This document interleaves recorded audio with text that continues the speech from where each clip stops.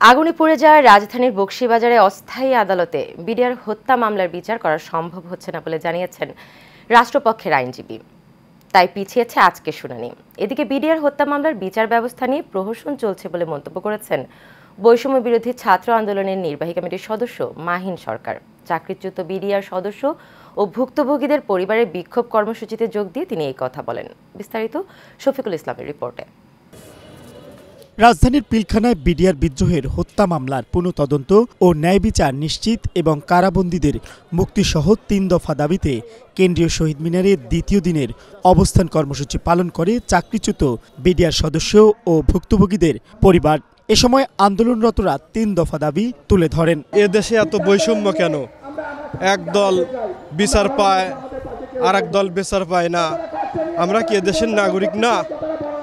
আমরা এদেশের ঠিক উৎখাত হয়ে চলে যাব। সরকার কি আমাদেরকে কিছুই দেখছে না? আমাদেরকে এভাবে নির্যাতিত অবস্থায় 15 বছর মানুষের দ্বারে দ্বারে ঘুরে বেড়াই, কাজ করে খাই, অথচ আমাদের কোনো খোঁজ খবর নেয় না। চাকরি চলে গেছে, তাদের চাকরি ফেরত পাওয়ার জন্য এবং দোষী ব্যক্তিদের শাস্তি নিশ্চিত করার জন্য এখানে। শহীদ মিনারের সংবাদ সম্মেলনে অংশ নিয়ে আন্দোলনের সঙ্গে সংহতি জানান বৈষম্য বিরোধী ছাত্র আন্দোলনের নির্বাহী কমিটির সদস্য মাহিন সরকার। আমাদের শহীদ মিনার থেকে পদযাত্রা শুরু হবে।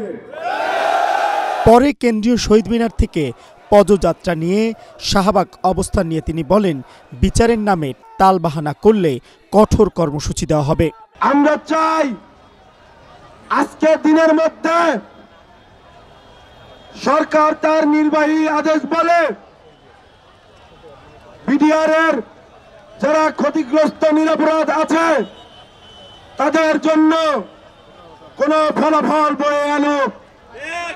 সেটি যদি না হয় তাহলে আমাদের আন্দোলন আরো বেশি কঠোর হবে। আজকে বিডিআর হত্যাকাণ্ডের সংক্রান্ত বিষয়ে যারা আসছেন, ওই ভুক্তভোগীর পরিবার এবং ভুক্তভোগীর সদস্য যারা ছিলেন, তারা আজকে বিভিন্ন দিক থেকে এসে শাহবাগে মোড়ে অবস্থান নিয়েছেন। তো তারা বলেছে যে 1 ঘন্টার মতো তারা এখানে থাকবে। তো আমরা আমাদের মতো অবস্থায় আছি, আমরা সর্বোচ্চ ধৈর্য ধরার চেষ্টা করতেছি। এদিকে পুরান ঢাকার বকশীবাজারে আলিয়া মাদ্রাসার অস্থায়ী আদালতে বিডিআর বিদ্রোহের বিচার কাজ শুরু হওয়ার কথা থাকলেও ভোরে এজলাস কক্ষে আগুন লেগে পুড়ে যাওয়ায় সেখানে বিচার কাজ করা সম্ভব না হওয়ায় পরবর্তী জামিন শুনানির তারিখ 19 জানুয়ারি ধার্য করা হয়েছে। Mohammad Shafiqul Islam, Asian television, Dhaka.